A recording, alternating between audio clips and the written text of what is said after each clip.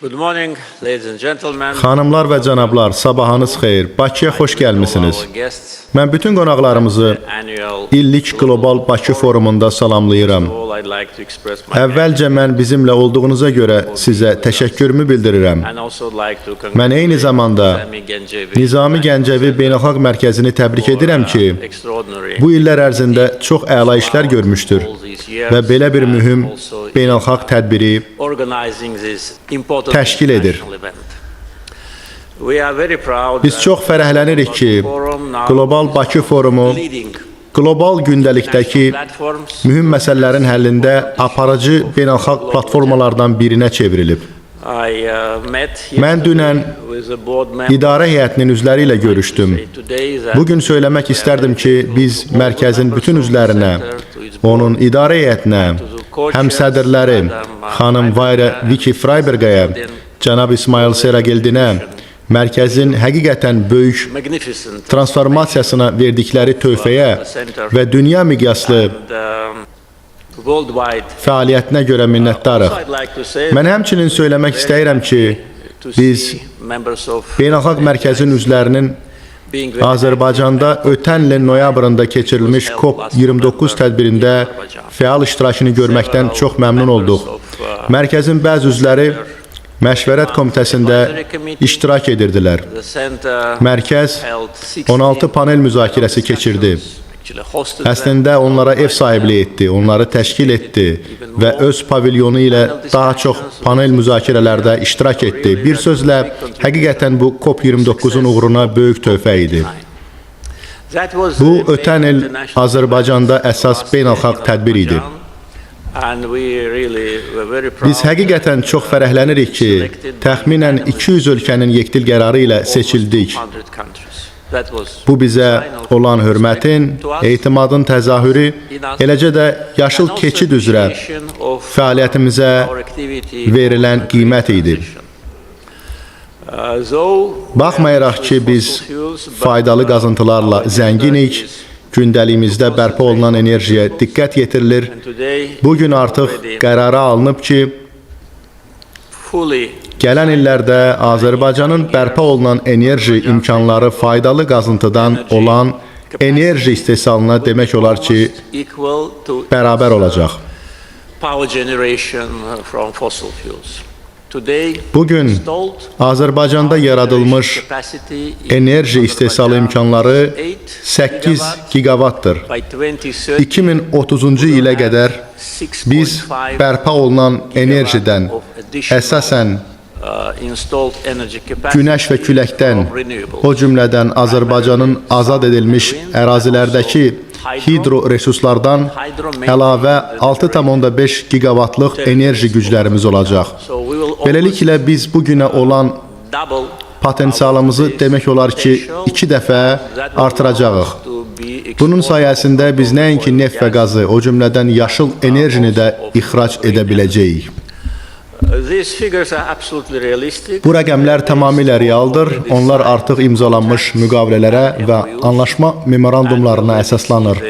Biz artıq həmin layihələrin icrasını görürük. Beləliklə, düşünürəm ki, Azərbaycanda COP29-u təşkil etmək qərarı Azərbaycanın öz enerji sərvətlərinə çox məsuliyyətli yanaşmasından irəli gəlir.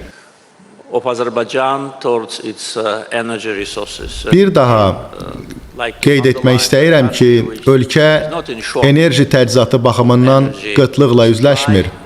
Əksinə, bugün Azərbaycan ondan artıq ölkənin enerji təhlükəsizliyinə töhfə verir.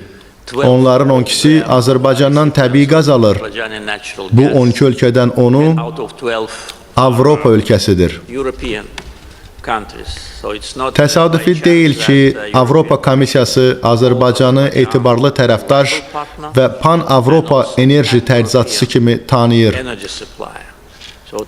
Bir sözlə, bugün Azərbaycandan nəql olunan neft və qaz bir çox ölkələrin enerji təhlükəsizliyində və əslində onun möhkəmləndirilməsində həqiqətən böyük dəyişiklik yaradır. Buna yaşıl enerji mənbələrimizi, o cümlədən Azərbaycandan Avropaya gedən qismən Qara dənizin dibi ilə çəkilən yeni enerji kabelinə əlavə etsək, bu məsuliyyətimizin digər təzahürü və bir çox ölkələrlə sıx tərəfdaşlıq münasibətlərimizin nümayişidir.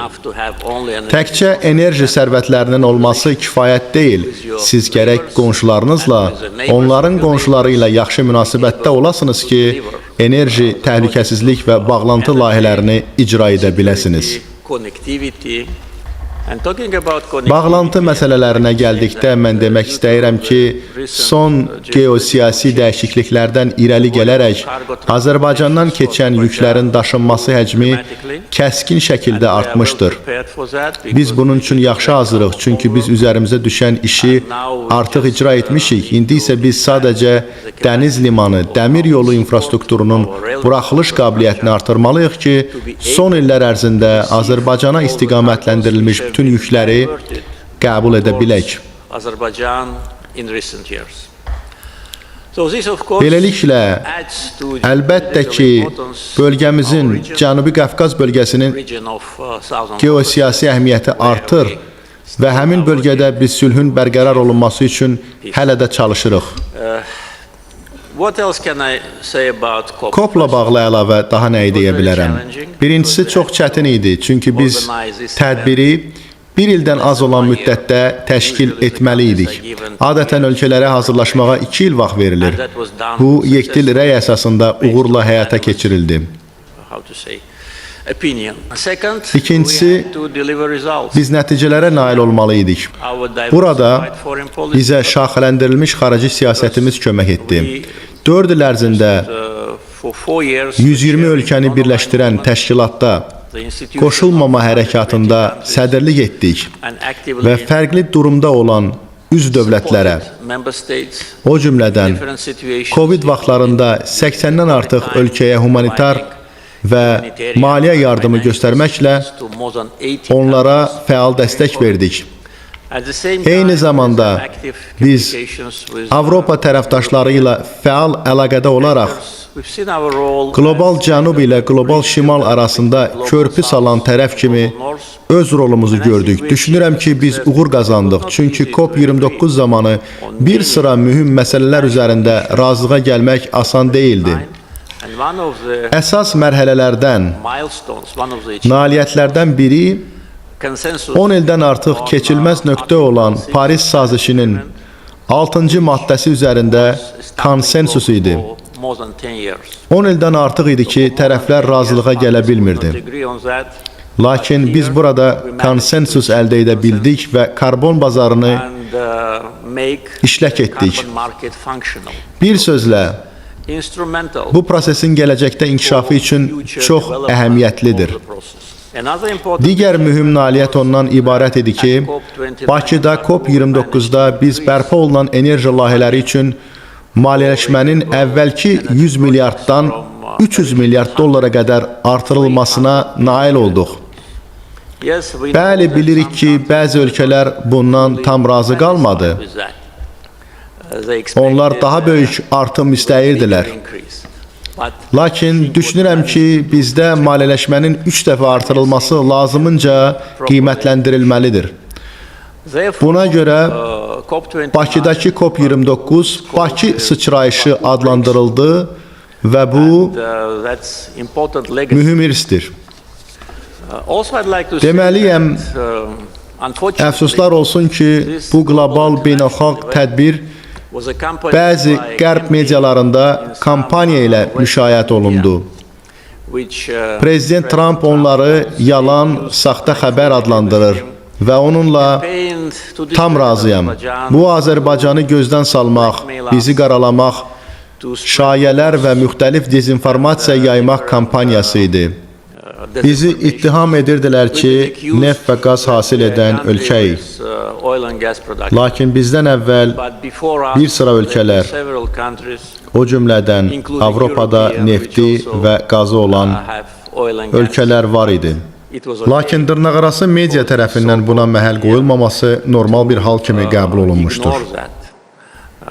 Azərbaycanın neft hasilatı, məsələn, Kanadanın hasilatından 10 dəfə azdır.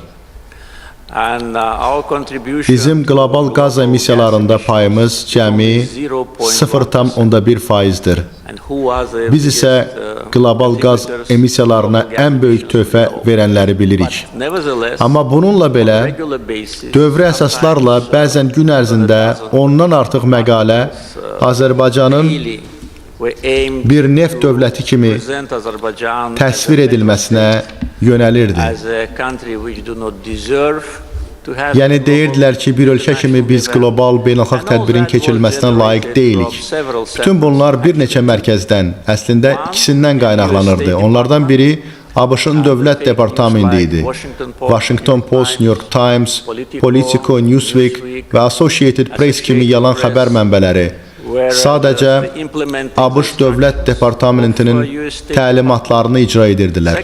İkinci mənbə isə Fransa prezidentinin ofisi, cənab Macron, onların Le Monde, Figaro və digər bu kimi saxta xəbər mətbuatı idi. Bir sözlə bu COP29-un boykot edilməsinə yönəlmiş qarayaxma və böhtanın əlaqələndirilmiş kampaniyası idi. Bunun da müxtəlif səbəbləri ola bilər, lakin onlardan biri ondan ibarətdir ki, onlar bizə öz iradəsini yeridə bilmədilər. Onlar suverenliyimizin, ərazi bütövlüyümüzün tam bərpasına yönəlmiş siyasətimizi dəyişə bilmədilər. Onlar o faktla razılaşa bilmədilər ki, burada, Qafqazda öz milli maraqlarını güdən ölkə, yəni böyük bosslar qarşısında hər zaman bəli cənab deməyən ölkə var. Əfsuslar olsun ki, Fransa hökuməti hətta COP29-u boykot etmək üçün bir çox ölkələri təhrik edərək daha uzağa getdi. COP29-da iştirak etmiş dünya liderlərindən etibarlı informasiyamız var və onlar bizə bu haqda məlumat verdilər. Hətta gəlməyən rəhbərlər mesaj göndərdilər ki, şəxsən Fransa prezidenti COP29-a qarşı kampaniya aparırdı. Bu elə bir siyasətdir ki, heç bir kəsə baş ucalığı gətirmir. Buna baxmayaraq, böyük tərkibdə iştirak oldu. Qeydiyyata alınmış 77 min iştirakçı oldu. Onların sırasında 197 ölkədən təmsilçilər, 70 dövlət və hökumət başçısı var idi. COP29-u boykot edən yeganə ölkə Ermənistan idi. Ermənistan-Azərbaycan prosesinə gəldikdə biz işğal illərini, o cümlədən Ermənistanın işğalı və təcavüzü nəticəsində Azərbaycan xalqının çəkdiyi əzab-əziyyətləri yaddan çıxara bilmərik və çıxarmayacağıq. Azad olunmuş ərazilərə səfər edənlər barbarlıq səviyyəsini görə bilər. Bütün şəhərlərimiz xarabalığa çevrilib. İndi isə biz onları yenidən tikirik.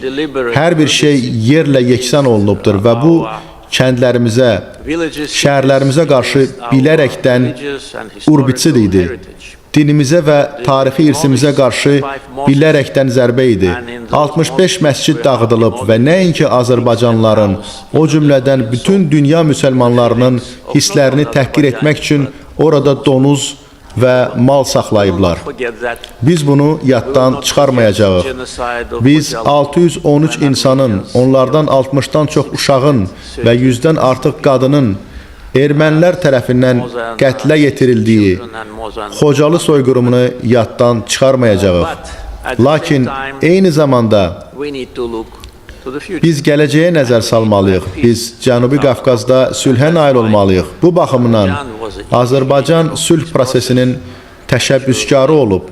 Əslində Azərbaycan hətta bugün Ermənistanla müzakirə olunan və əsasən razılaşdırılmış sülh sazişi layihəsinin, həmin sülh müqaviləsinin müəllifidir. Bəndlərin əksər hissəsi razılaşdırılıbdır. Mübarizəmiz ədalət, beynəlxalq hüquq və layiqətimiz üçün mübarizə idi. BMT-nin Təhlükəsizlik Şurasının 27 il kağız üzərində qalan qətnamələrini icra etdik. Əgər torpağımızı güclə azad etməsəydik, onlar növbəti 27 ildə kağız üzərində qalardı. Burada biz mühüm meyara gəlib çıxırıq ki, bəzən sülhə nail olmaq və ədaləti bərpa etmək üçün siz gücdən istifadə etməlisiniz.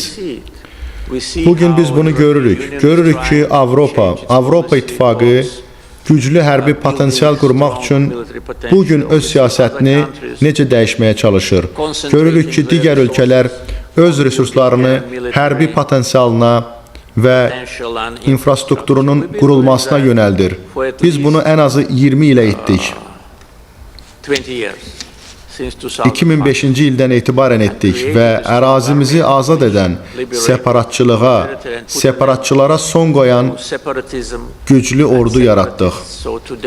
Bir sözlə, bugün ərazi bütövlüyü və suverenliyin tam bərpası nəinki Azərbaycan xalqının güclü iradəsinin təzahürüdür, o cümlədən beynəlxalq ədaləti nümayiş etdirir. Eyni zamanda, əlbəttə, artıq qeyd etdiyim kimi, bizim yaddaşımız yaxşıdır. Hamımız xatırlayırıq ki, 2-ci Qarabağ müharibəsindən əvvəl Ermənistanın cari hökuməti özünü necə aparırdı? Hamımız Qarabağ Ermənistandır söyləyən Ermənistan rəhbərinin bəyanatlarını xatırlayırıq. Bu, Xankəndidə deyilmişdir. Hamımız işğal olunmuş Şuşa şəhərində onun davranışını xatırlayırıq. Bunu internetdə tapa bilərsiniz. Çox maraqlı videodur. Bugün bəzi Avropa bürokratları Ermənistanı sülh güvərçini kimi təqdim etməyə çalışırlar. Lakin onlar həmin hökumətin keçmişdə nəyi etdiyini yaddan çıxarırlar. Onlar yaddan çıxarırlar ki, 2-ci Qarabağ müharibəsində ermənilər bizim şəhərlərimizi, kəndlərimizi atəşə tuturdu. 100-dən artıq vətəndaşımızı həmin raketlərə, ixracı qadağan olunmuş İskəndər M raketinə görə itirdik. Biz hələ də suala cavab almamışıq. Ermənistan ordusu İskəndər M raketini necə əldə edib? Çünki Rusiyada bu raketin ixracı yasaqdır. İnanmayanlarsa buradan cəmi 5-10 dəqiqəlik yoldur. Getsinlər Hərbi Qənimətlər Parkına və Şuşada tapdığımız İskəndər M raketini görsünlər. Biz onu artıq 2021-ci ilin yazında tapdıq, çünki o qarın altında qalmışdır. Biz Şuşanı azan etdiyimiz zamanı o şəhərə atılmışdı. Bu, Ermənistanın baş nazirinin əmri ilə edilmişdi. Gəncə, Tərtər, Bərdə, Mingəçevir, Ağcabədi və bir çox digər şəhərlər dövrü olaraq Ermənistanın atəşinə tutulurdu. Biz isə bunu etmədik. Biz Ermənistan ordusuna, işğalçı Ermənistanın ordusuna qarşı mübarizə aparırdıq. Onlar isə mülki şəxslərlə mübarizə aparırdı. Fərq bundadır. Bu, 1-ci Qarabağ müharibəsində də eyni idi. Onlar bir növ bufer zonası yaratmışdılar. Belə adlandırırdılar. Əslində isə bu, işğal olunmuş ərazilər idi. Onlar yüz minlərlə Azərbaycanlını qovdular və etnik təmizləmə apardılar. Biz bunu heç vaxt yaddan çıxarmayacağıq. Sizə bir məsələni də deyə bilərəm ki, Ermənistana etimad səviyyəsi sıfıra bərabərdir. Beləliklə, biz onların hər hansı bir sözünə inanmırıq. Çünki onlar elə insan deyirlər ki, biz inana bilək, o cümlədən onların indiki hökuməti. Bir daha, bütün bunlar göstərir ki, onların dediyi bizim üçün sıfır məna kəsb edir. Bizə sənədlər, yazılı kağızlar lazımdır. Bizə lazımdır ki, onların konstitusiyasında Azərbaycana qarşı ərazi iddiaları olmasın. Orada Azərbaycana qarşı ərazi iddiaları hələ də qalır. Bizə lazımdır ki, ATƏT-in Minsk qrupu buraxılsın. Biz bu mesajı Ermənistana çatdırırıq və deyirik ki, Minsk qrupunun saxlanılmasında məntiq yoxdur. O, Qarabağ məsələsinin həlli üçün yaradılmışdır. İndi Qarabağ məsələsi həll olunub. Ermənistan Qarabağı Azərbaycanın ərazisi kimi tanıyır. ATƏT-in həmin qrupunun buraxılması üçün ümumi müraciətdə siz bizə niyə qoşulmursunuz? Onlar istəmirlər. Belə çıxır ki, onlar bunu bir ayağını ərazimizdə yer saxlamaq üçün edirlər. on our territory. Now virtually. Əlbəttə ki, virtual olaraq. And their military Onların silahlanması bu nəyi göstərir? Bu göstərir ki, onlar yeni müharibəyə hazırlaşırlar. and who is pushing Kim onları yenidən müharibəyə sürükləyir? Fransa və onun prezidenti.